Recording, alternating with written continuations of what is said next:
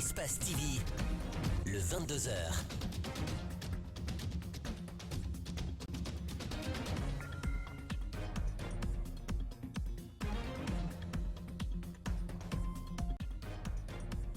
La parole publique se corse, le débat public prend des proportions inquiétantes. Les propos du président de la République et ceux du député Ousmane Gawal suscitent des réactions au sein de l'opinion publique. On en parle dans ce journal.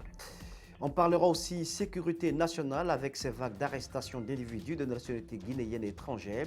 Des foyers de concentration ont été démantelés tant à Conakry qu'à l'intérieur du pays par les agents des forces de l'ordre. Et puis à Conakry, les chauffeurs des gros porteurs haussent le ton et accusent la société Bolloré d'être à l'origine de leurs ennuis. Il manque d'espace au port autonome de Conakry.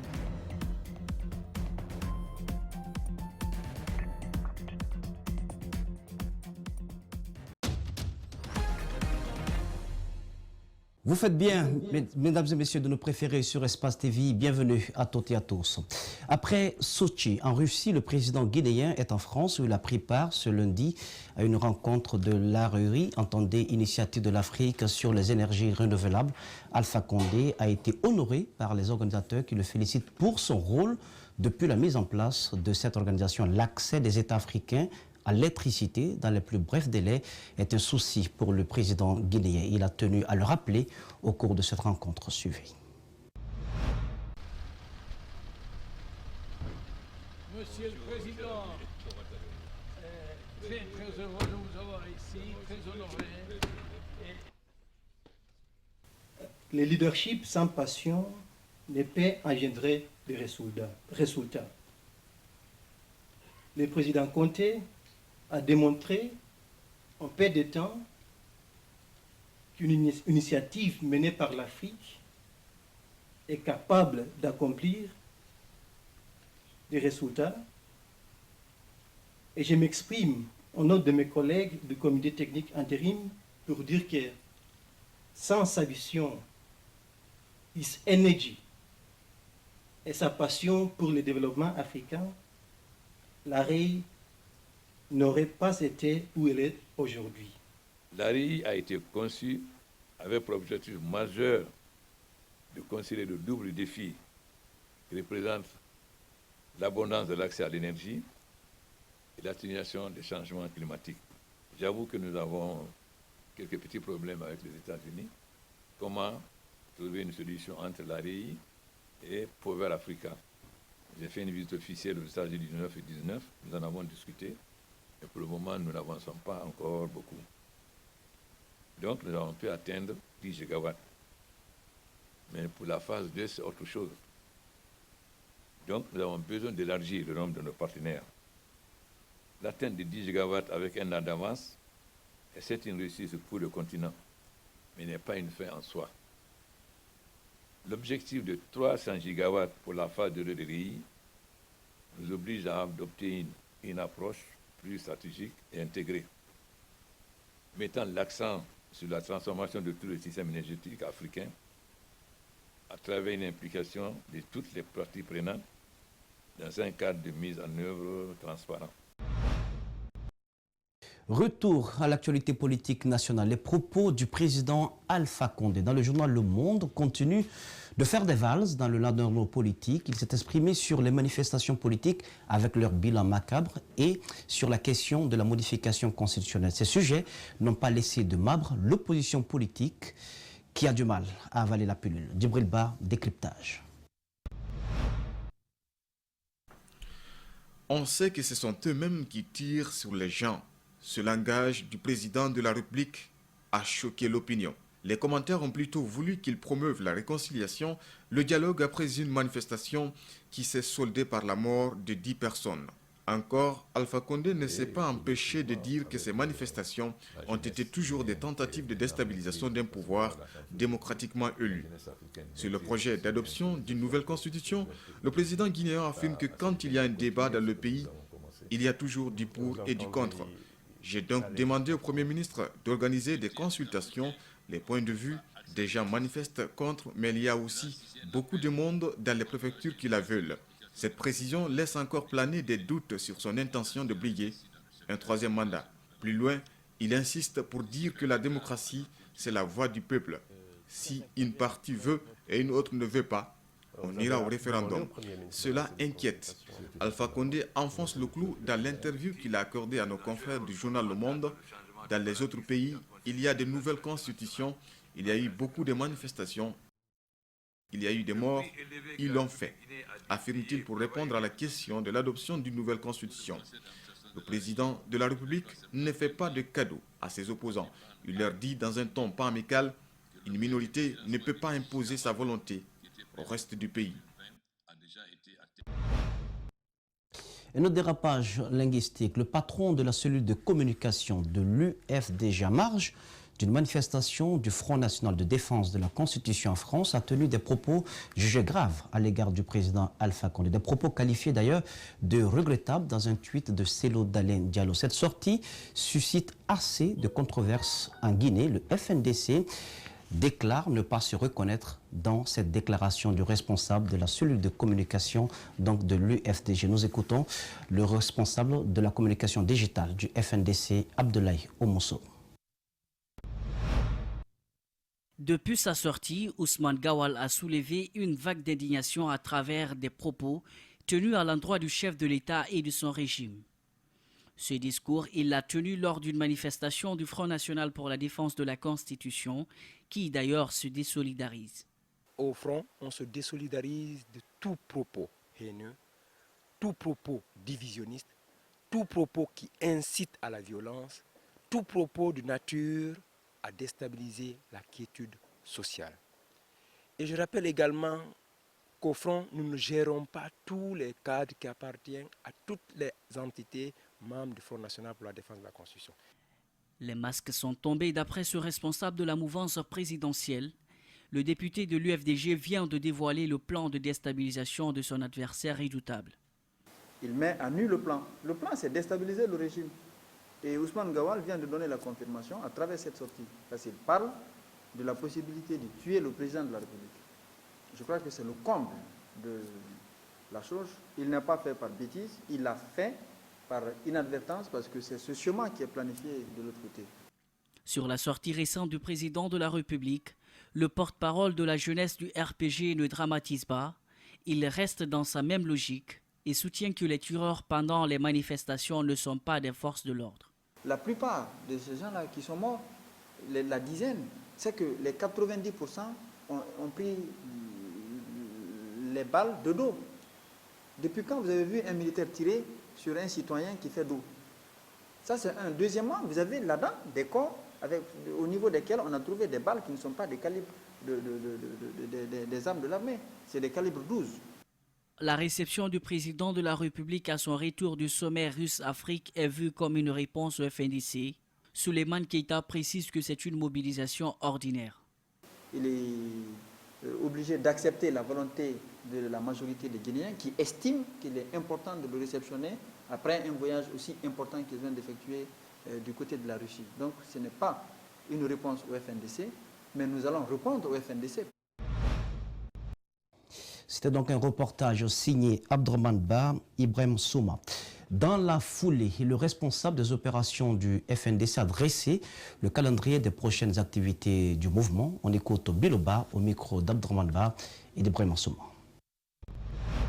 Le mercredi, exclusivement à l'inhumation de ces corps-là. Et après le mercredi, le vendredi, nous avons prévu une journée de recueillement, une journée de prière et nous invitons tous les citoyens épris de paix, de justice et qui se reconnaissent en ce combat-là de venir nous rejoindre pour que nous prions pour le repos de l'âme de nos illustres disparus. Par rapport au calendrier des activités du front, nous projetons d'organiser une manifestation sur toute l'étendue du territoire national le lundi 4 novembre 2019. Et cette manifestation, pratiquement, nous allons vers une manifestation hebdomadaire et qui se tiendra tous les lundis jusqu'à ce que le président décide de prononcer le mot abandon du projet suicidaire, du projet belliqueux qui consiste à nous mener vers un troisième mandat. Intéressons-nous à présent à la Commission électorale nationale indépendante. Quel est le rapport qui existe entre la CENI et les partenaires techniques et financiers. Quel est le degré d'implication de ces institutions internationales dans le processus électoral en Guinée? La CENI est-elle réellement indépendante? Élément de réponse dans ce reportage de Mamadou Kalisso et de Lamine Silla. La Commission électorale nationale indépendante CENI est-elle vraiment indépendante? Nos enquêtes révèlent qu'elle est appuyée techniquement et financièrement par les partenaires au développement, notamment l'Union européenne, le PNUD et l'Organisation internationale de la francophonie. Le recrutement et le paiement des experts internationaux qui ont audité le fichier électoral en font foi. La prise en charge de ces experts internationaux, autrement dit, le salaire de ces experts internationaux est venu de ces partenaires techniques. C'est eux qui ont payé les experts internationaux et ça c'est un exemple parmi tant d'autres pour dire que ce sont des partenaires qui aident la Guinée dans la conduite de son processus électoral. Autre fait marquant, le chef de l'État a dit que la Guinée est souveraine. Elle va organiser ses propres élections. Mais lors des présidentielles de 2015, la formation des 84 000 agents des bureaux de vote a été financée par le PNUD, révèle cet ancien commissaire de la CENI. Quand l'État ne paye pas, les commissaires ne sont pas payés, les travailleurs ne sont pas payés, ça fait des perturbations sur le terrain. Et dans notre monde actuel, c'est celui qui paye, qui commande. Malheureusement, c'est ce qui arrive. Donc par moment, la CENI n'est pas maître de ce qu'elle doit faire parce que c'est une autre personne qui doit payer. Si on respecte la loi en mettant à la disposition de la CENI les moyens nécessaires, son indépendance va s'affirmer, son indépendance va s'exprimer. Dans les conditions normales, les fonds alloués à la CENI, une fois votés à l'Assemblée nationale, doivent être remis à l'institution en charge des élections en Guinée. Mais tel n'est pas le cas. Conséquence, le report répété de la date des élections, qui a atteint son paroxysme le 22 octobre dernier.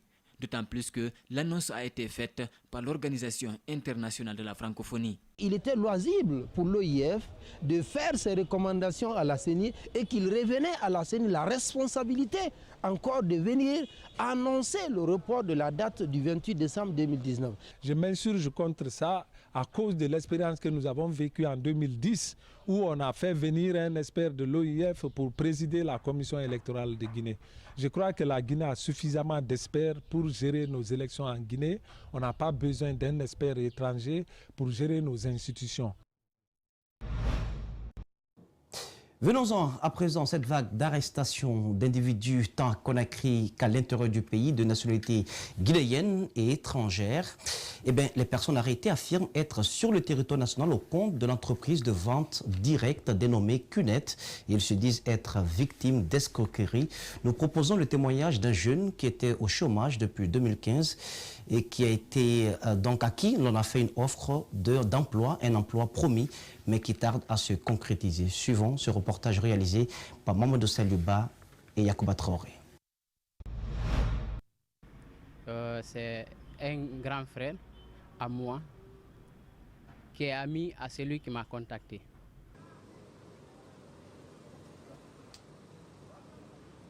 Maintenant, il a contacté mon frère, soi-disant qu'il y a une agence canadienne qu'on appelle Agence canadienne pour le développement international, qui est basée à Kamsar. Lui, il travaille là-bas il y a de cela un an. Ils m'ont appelé le 29 août en me demandant si je reconnais avoir déposé mes dossiers dans une agence canadienne qui est basée à Kamsar. Si c'était moi, Diallo Alpha Mohamed, tel diplômé, j'ai dit oui. Ils m'ont dit, ils sont en train d'examiner mon dossier au cas où je serais retenu, si je pourrais avoir 8 millions. J'ai un petit frère qui m'avait confié, comment on appelle, qui se trouve en Algérie. Il m'avait confié une somme de 5 millions. Moi aussi, ce que je vendais n'était même pas équivalent à 5 millions. Mais j'ai liquidé tout ça pour compléter les 8 millions. Je bouge ici le 10, je me rends à Kamsar. Nous étions au nombre de 3. Il me dit, maintenant vous êtes retenu pour une durée de 90 ans. Il me donne un papier, il me dit signe sur ça. 90 ans, vous vous basez sur quoi pour me donner une garantie de 90 ans? C'est aujourd'hui qu'on s'est vu, non? Vous connaissez ma compétence? Qu'est-ce que je vous ai offert pour me donner une garantie de 90 ans? Il me dit, ah, ici on ne pose pas trop de questions, il faut aller suivre la formation. Comment se faire beaucoup d'argent? C'est ça le titre de la leçon en question, quoi. Comment se faire beaucoup d'argent? Maintenant, le formateur a écrit sur le tableau deux phrases. Père riche et père pauvre. J'ai dit, moi, j'ai une question à poser. C'est une agence canadienne qui m'a appelé pour me rendre à Kamsar. Vous écrivez comment se faire beaucoup d'argent, entre parenthèses, Kinet. Ça, je ne comprends pas ça. Et puis c'est officiel, les activités de la société de vente directe QNET sont désormais interdites sur toute l'étendue du territoire national.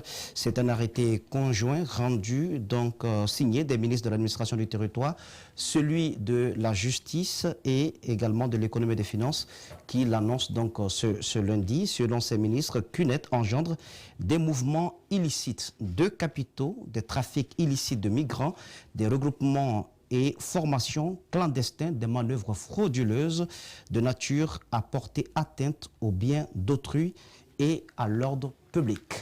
Sans transition, les agents des forces de l'ordre viennent d'interpeller un groupe d'individus à Soundou, un village situé à 15 km de la rentrée de Beila, en région forestière, au nombre de 18. Ils se seraient fait passer pour des orpailleurs. Selon les autorités militaires, ces personnes arrêtées seraient des Burkinabés. Cette opération a été rendue possible grâce au PA mixte installé dans cette zone. Les prévenus étaient munis d'amulettes de gris-gris. Ils ont été présentés à la presse locale en zéro-corée par les autorités. Suivez les différentes réactions. Aussi, nous étions là, c'est les villageois qui nous employaient. On travaillait pour eux. Et puis ils nous payent ce que nous recevons comme bénéfice, ce que nous prenons aussi pour s'en sortir avec. Vous faisiez quelle activité là-bas? Bon, nous sommes des opérateurs. Et on exploite de l'or donc à Beila? Précisément, c'est un petit village. Et les gens là, les habitants même qui travaillent. Nous aussi, on était là seulement pour les sûr que nous gagnons. Donc, quand j'ai demandé le maire, tout simplement, il dit qu'ils ne connaissent pas. J'ai dit, mais comment les gens là peuvent rentrer dans mon territoire? Moi qui suis là, vous ne m'avez pas informé ni rien. Pour moi, c'est des informations à travers les civils que j'ai découvert ces gens-là. Mais ils sont tous burkinabés. Le maire de la localité ne les connaît pas. Le sous-préfet également. Le préfet de Beila ne sait pas. Ils sont là, confinés dans une maison, soi-disant qu'ils viennent pour chercher de l'or. Nous, ça prête confusion. On ne peut pas laisser cet état de fait. Il faut qu'on vérifie, qu'on les amène ici. Et puis, ils ont des amulettes, ils ont des ceintures anti-balles. Ça veut dire qu'ils ont une mission. Ils vont mettre en pratique. Donc, ils sont arrêtés pour ça. Ils sont là, ils vont vérifier et on rendra compte à qui de droit. Une situation sécuritaire qui mérite donc l'attention soutenue des autorités en charge de la sécurité nationale. Les assistants sociaux qui ont travaillé volontairement dans la riposte contre Ebola ont battu le pavé donc ce lundi devant le ministère de l'Action sociale et de la promotion féminine. L'État leur avait promis un engagement à la fonction publique. Ils réclament ni plus ni moins que le respect de cet engagement. Reportage Malik Sangana Kamara, Ibrahima Sori Kamara. Nanamou est assistant social dans la région des Zérékoré. Il a tout abandonné pour venir manifester à Conakry. À travers ce mouvement et avec d'autres assistants sociaux, il réclame son intégration à la fonction publique. Il dit s'être sacrifié auprès des communautés rurales pour lutter contre les violences faites aux enfants. Promis d'être intégré à la fonction publique, cet assistant social est surpris d'apprendre d'autres informations. Au moment qu'on est en train de se battre pour lutter contre la violence faite aux enfants, injustement, on voit une liste qui apparaît parce que le président avait ordonné d'engager les 120 assistants sociaux et ils laissent les 120 assistants sociaux, ils prennent des gens, on ne sait pas. Donc aujourd'hui, on est là vraiment, on n'est pas à l'aise, on est tout dans nos états.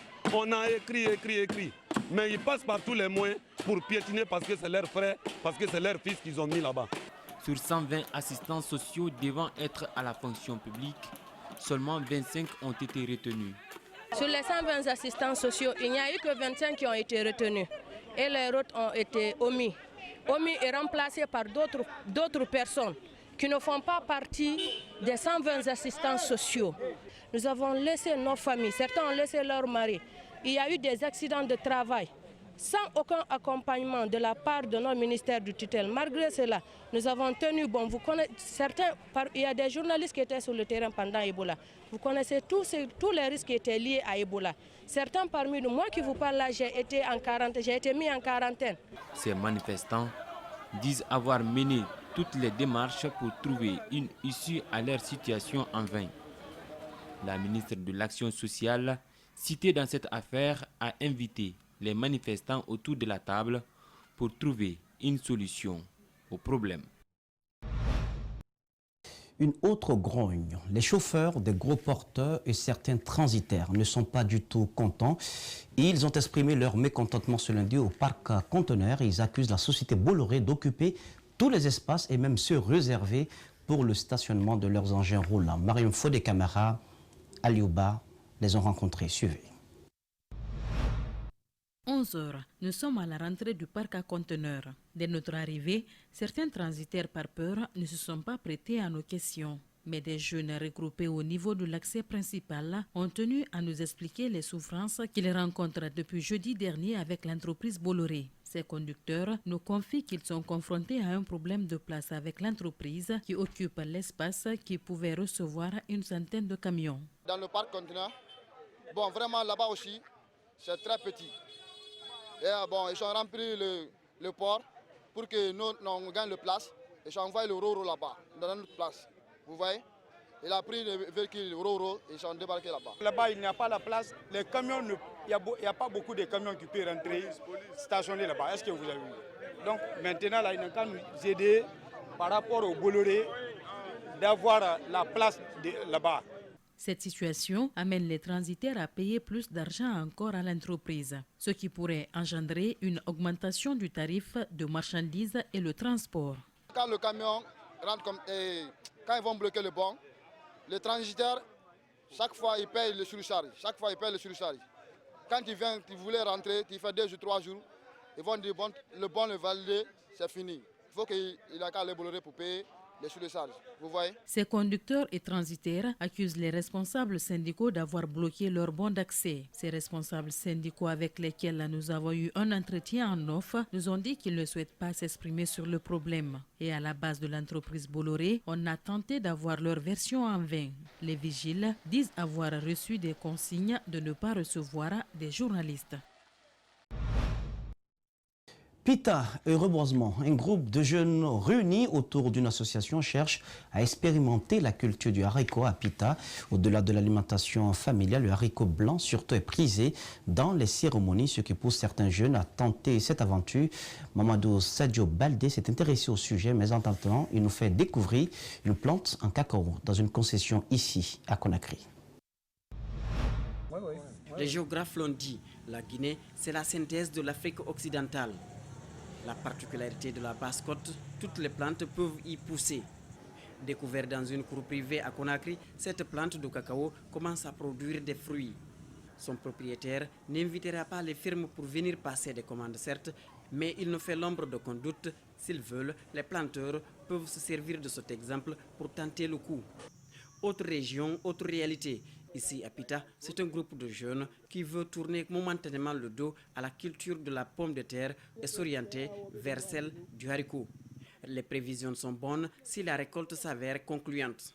Par exemple, les haricots, selon l'estimation, si tu dépenses par exemple 5 à 6 millions à 8 millions, tu peux avoir 20 à 30 à 40 à 50 millions dans moins de 2 mois, si ça répond bien.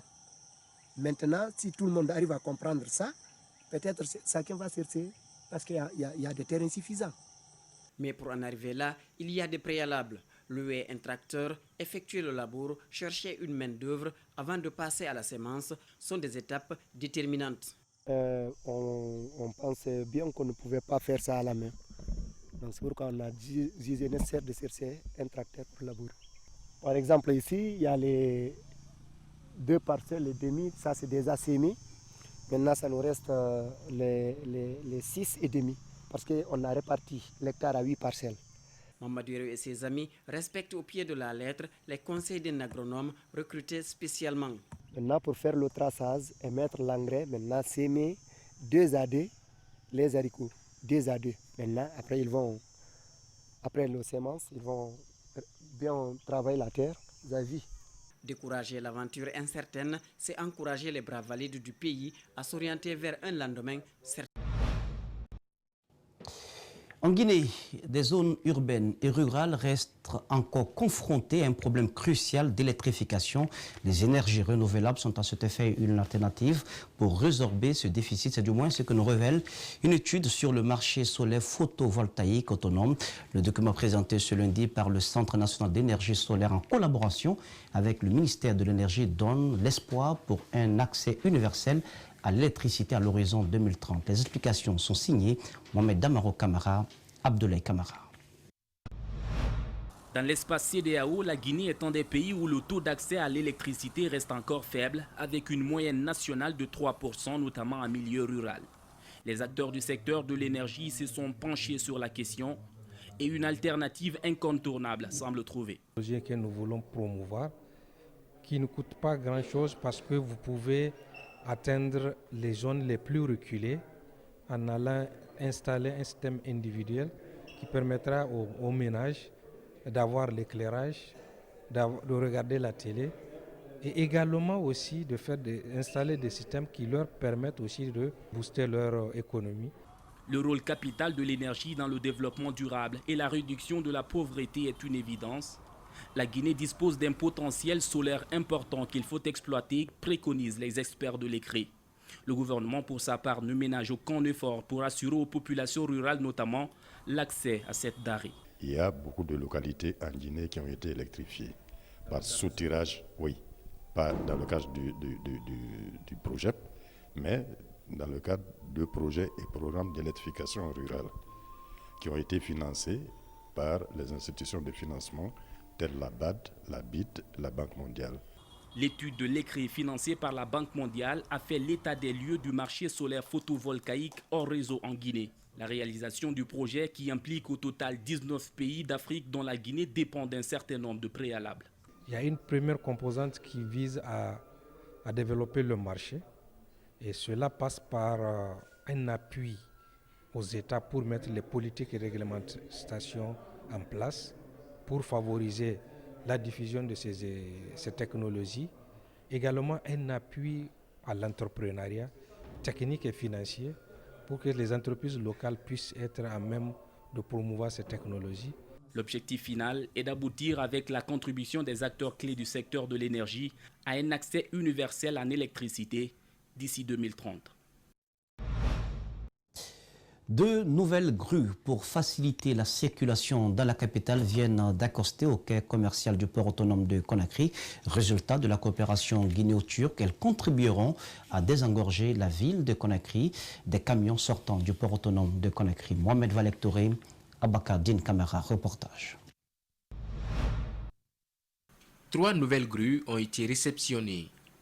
Ce sont entre autres des grues mobiles à capacité de levage de 80 tonnes, 144 tonnes, 30 tonnes et quelques pièces de réchange qui viennent à nouveau d'accoster.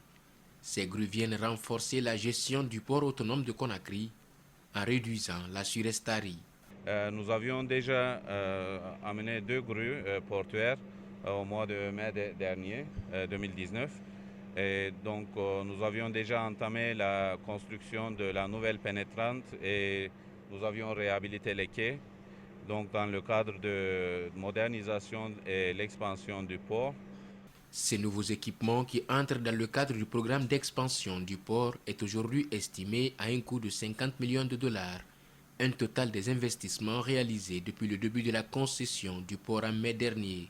2 grues Liber encore ultra modernes de dernière génération, de 80 tonnes aussi comme capacité de levage et une grille de 30 tonnes pour les petites charges comme capacité de levage. Donc, ces grues ont une cadence de déchargement moyenne de 700 tonnes à l'heure.